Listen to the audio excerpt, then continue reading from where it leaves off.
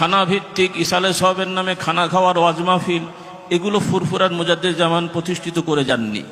ফুরফুরার মুজাদ্দিদ জামানের বাৎসরিক ওয়াজ মাহফিল, ওর সাথে ইসালে সাহেব এর ব্যাখ্যা আমাদের ওসিয়তনামার মধ্যে আছে, যে সহি কোরআন হাদিসের ইমান আকিদা মাসলা মাসাইল শেখানোর জন্য ওয়াজ মাহফিল, আর দূর দূরান্ত থেকে মেহমান আসে বা মেহমানদের মেহমানদারির জন্য খানা খাওয়ানো, সেটা হলো সওয়াবের কাজ। এই হচ্ছে তার ব্যাখ্যা। আর এখন আমাদের অনেক দরবার কেন্দ্রিক ওয়াজ মাহফিল হয়ে গেছে মৃত্যু বার্ষিকী, ইন্তেকাল বার্ষিকী, কয়দিন পরে হবে হার্ট অ্যাটাক বার্ষিকী, অ্যাজমা বার্ষিকী, জ্বর বার্ষিকী।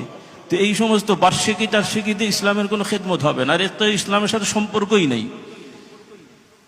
আল্লাহ রসুল সাল্লাল্লাহু আলাইহি ওয়াসাল্লামের সাহাবারা কয়টা বার্ষিকী পালন করেছেন? সাহাবায়ে কেরামরা খোলাফায়ে রাশিদিনদের কয়টা বার্ষিকী পালন করেছেন? এগুলো ভিন্নভাবে ঢুকে গেছে। ফতোয়া আমি দিতে যাচ্ছি না, এগুলো আমাদের মৌলিক বিষয় না।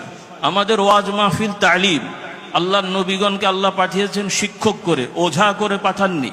কবি সাহিত্যিক নন, দার্শনিক নন, রাজনীতিবিদ না, এগুলো ইসলামের মধ্যে আছে। কিন্তু নবীদের বড় পরিচয় আল্লাহ তাআলা দিয়েছেন, ইউআল্লিমুকুমুল কিতাব। নবী বলছেন বুইস্তু মুআল্লিমান, মুইস্তু রাকি বলেননি। এই বিষয়গুলো আমাদের খেয়াল রাখতে হবে।